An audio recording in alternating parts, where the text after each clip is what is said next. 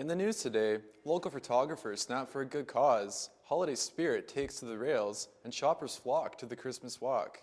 Good afternoon, I'm Mike Ball with Canadore Newsnet. Our top story, local photographers, hair and makeup artists, and volunteers gathered on December 2nd for North Bay's third annual Help Portrait event. Steph Burt-Hillyard reports, Help Portrait is an organization that takes and delivers portraits for deserving families in 16 countries worldwide. 5 local professional photography studios volunteered their time alongside hair and makeup artists, photo framers, and photo editors during Help Portrait 2012. Help Portrait Community Liaison William Ferguson explained that while participants are hand-selected, it's not up to the photographer to choose their clients. We actually send out letters to a number of social service agencies in the community and other groups in the community looking for them to nominate people who they feel would be deserving of a portrait. Photographer Brian Tremblay of Polar Studios sees people from behind the camera all the time, but the joy that comes from people seeing themselves in a professional portrait makes Help Portrait completely worthwhile. It's a smile we just had from a lady got her framed picture again to her, and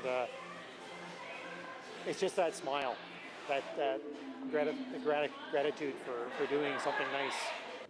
Over 60 sessions have been booked today with Help Portrait, which means over 200 people will come through to get their portrait taken by local photographers.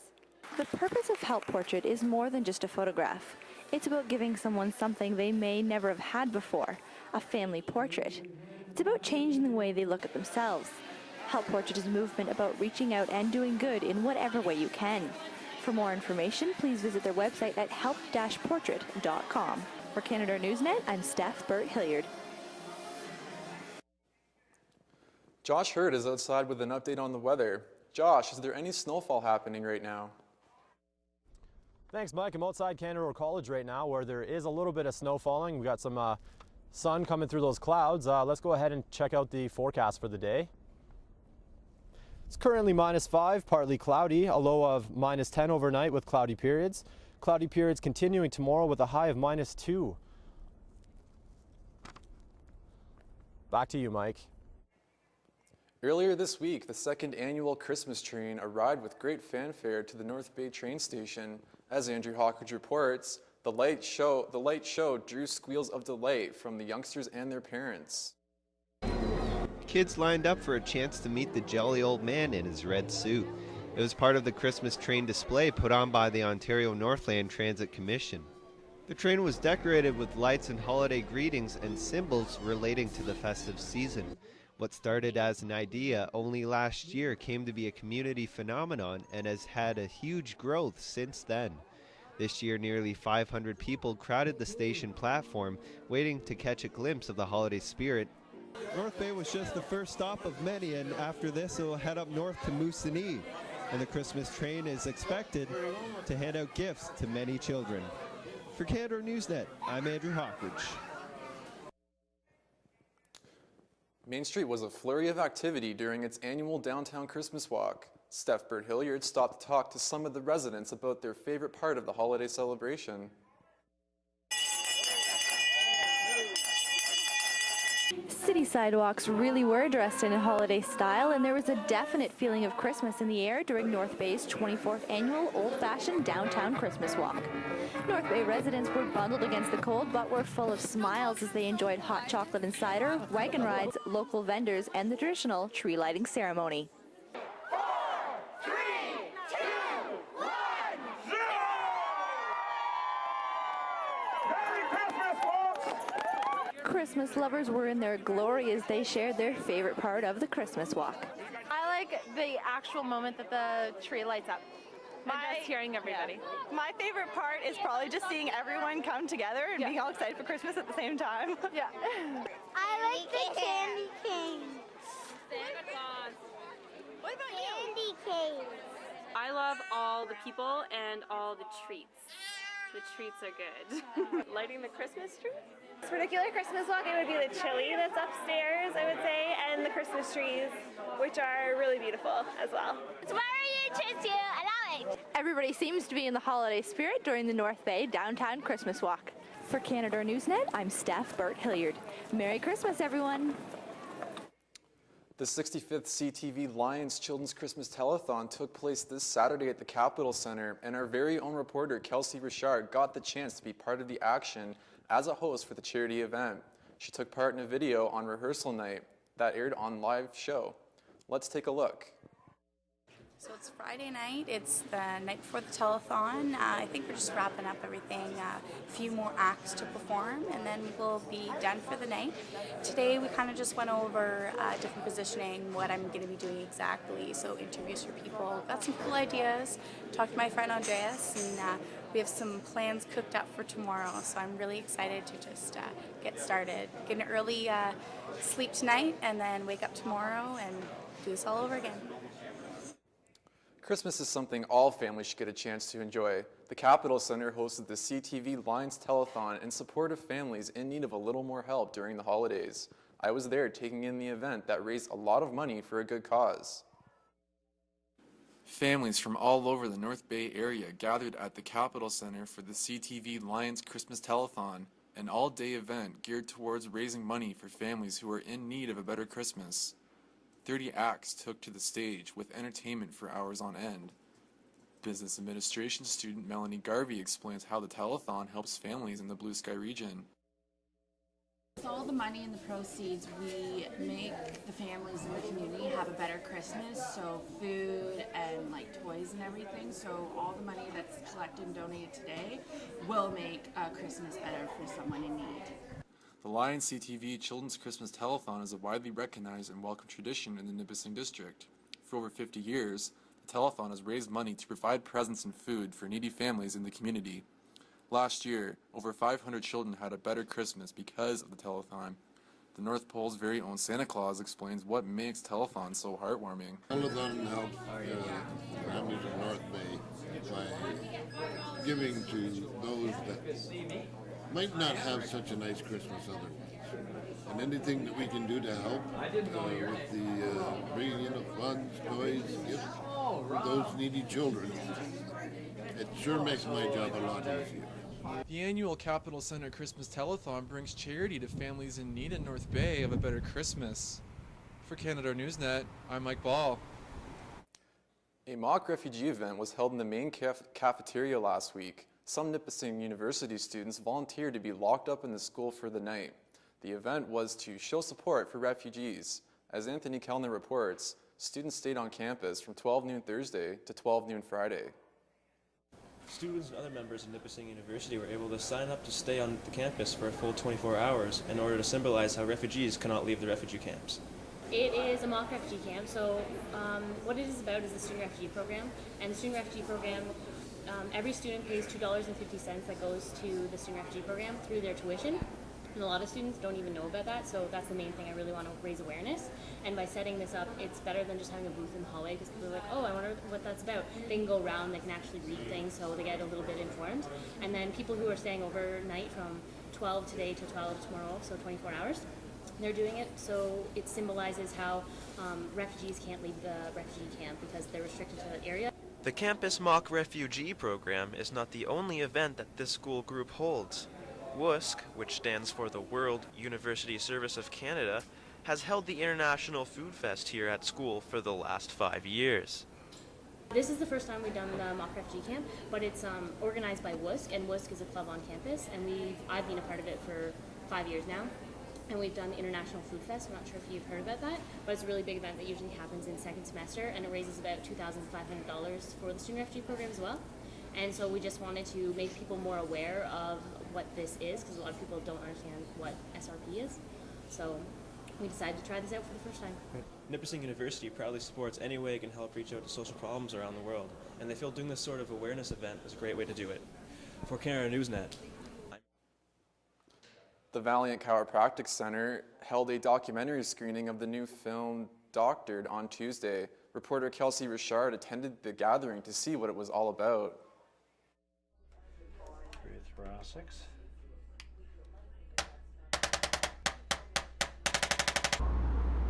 In an attempt to keep people informed about proper chiropractic care, Dr. Gord Valiant is pushing the viewing of the documentary Doctored to his patients.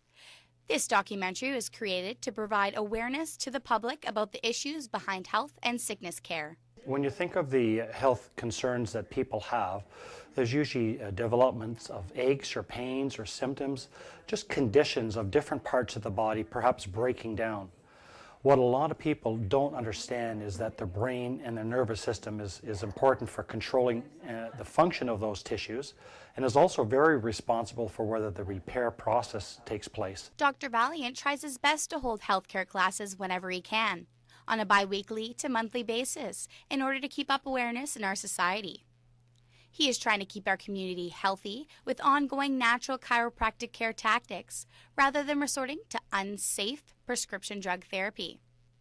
One of Dr. Valiant's very first patients, Pam Hanley, from when he started his practice over 30 years ago, explains why she resorts to chiropractic care. I was in an accident on a bus, and the ambulance took me to Emerge, and they did x-rays, and a young doctor at the time, I forget his name, he said, well, there's nothing I can do for you.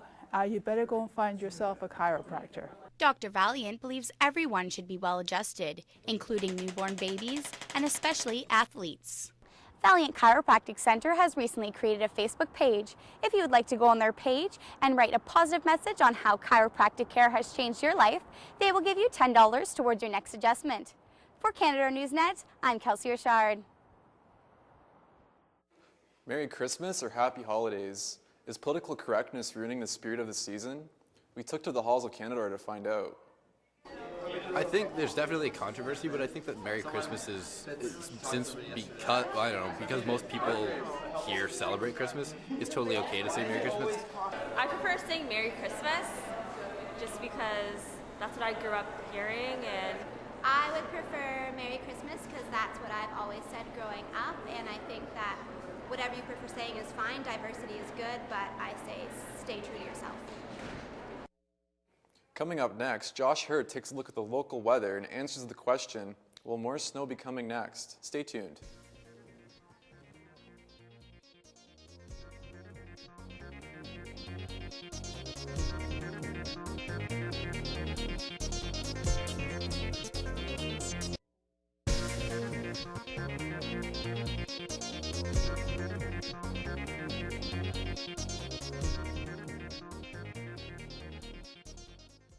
Now it's time for a look at our national and local weather forecast with Josh Huard.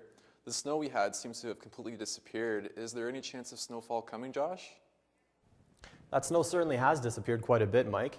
We're expecting some more on the weekend, and next week probably quite a bit of snow, but let's go ahead and look at the national weather map first.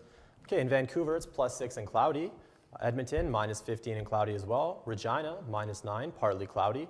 Toronto, it is +1 and cloudy. St. John's, down here, it is +8 plus rain. Halifax -2 and partly cloudy. Let's check out the Northern Ontario maps. Okay, we have a bunch of weather going on in the corner over here. We got some freezing rain and stuff that'll make its way towards Sudbury. Don't know how much that's going to affect us. But in North Bay, it is +2 and cloudy. Timmins, it's 0 with a chance of snow. Sudbury -1 with a chance of snow as well. And Sioux is +2, also with a chance of snow. So let's go ahead and look at the 5-day cast in North Bay. Today, 0, sunny all day. Friday, it'll be 5 with a low of 0. Saturday, 1 with a low of -8. Sunday, -4 with a low of -6. And Monday, -3 with a low of -6. Back to you, Mike. Thanks, Josh. After the break, Jake Bean fills us in on a sports-filled week. Stay tuned.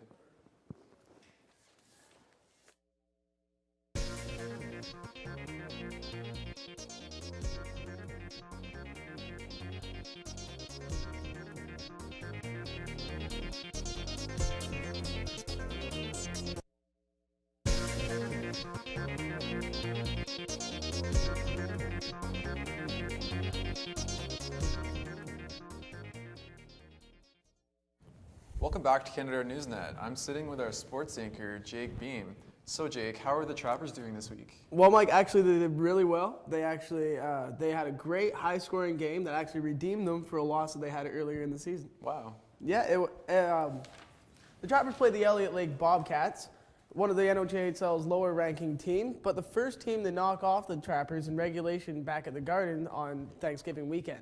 Early in the first, Trappers head down the ice and Stephen Langford feeds a beauty pass, but he flicked past goalie Thomas Graham, making it 1-0 Trappers. Later in the first, Trappers head down the ice as Stephen Langford feeds as Brandon Dubchek streaks up the left wing, deflecting a shot right off the back of Graham into the net. Trappers are now 2-0. Trappers goalie Greg Dodds gets in on the action as he sends a long pass to Stephen Langford, who blasts one from the point over the shoulder of Graham, putting the Trappers up 3-0. Trappers would have few problems going on to beat the Bobcats 7-1.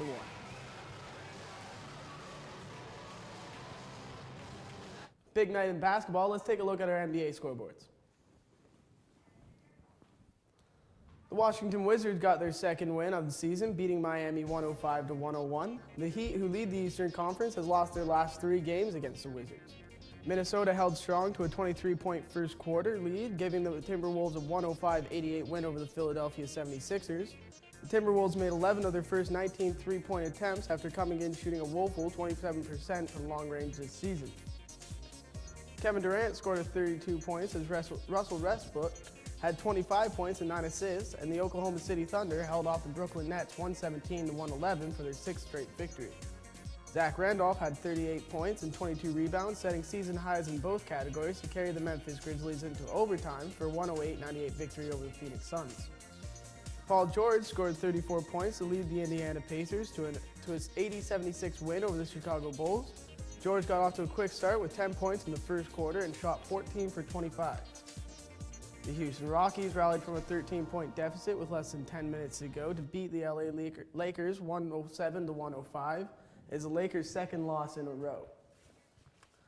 Well, the World Junior Championship should be whetting the appetite for hockey fans started from the NHL lockout. So here's our daily trivia question. With the OHL returning to North Bay in 2013, can you name the last player from North Bay to play for Canada at the Juniors tournament?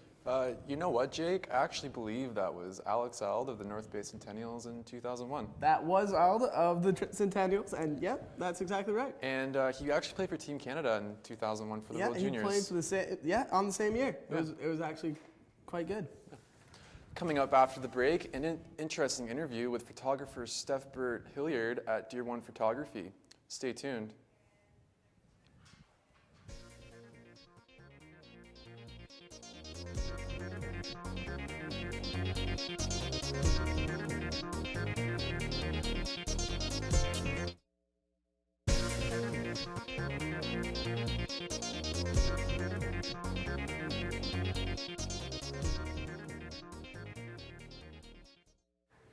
Hello, so we're here with Steph Burt-Hillyard, who is a local photographer in the area. Welcome, Steph. Thanks, Kelsey. So, what got you interested in photography to begin with? Probably just literally picking up a point and shoot camera and shooting things and realizing all of a sudden that I might see things differently than other people do. Oh yeah, that's very nice. Now, how long have you been practicing the art of photography? Deer Run Photography officially started this summer, so about May or June. But I mean, I've been shooting as long as someone will put a camera in my hands. Definitely.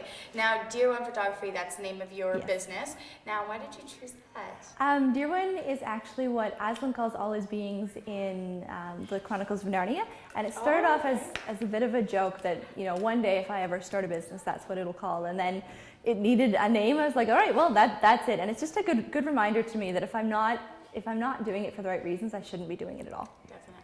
Now, how did you decide to turn your talents into an actual business? Well, actually, someone came up to me and asked me if I shot weddings. And at this point, I wasn't even doing, you know, engagement sessions or families or anything. I was like, well, I don't, but I might be able to. And they're like, well, let's, you know, try it out, see if you can. And before I knew it, I had 4 weddings last summer.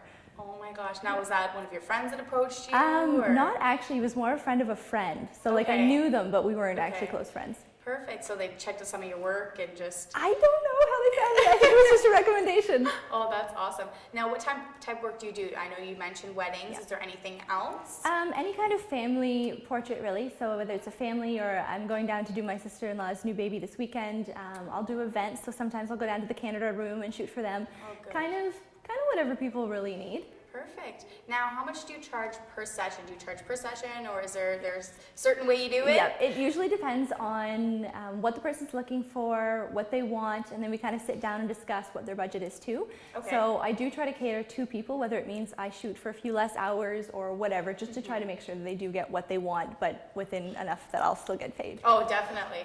Now, I know it's a little bit of a struggle being in an artistic field. Now, how do you find how do you work with that? Like, do you find it a struggle, or? It can be. It really can be.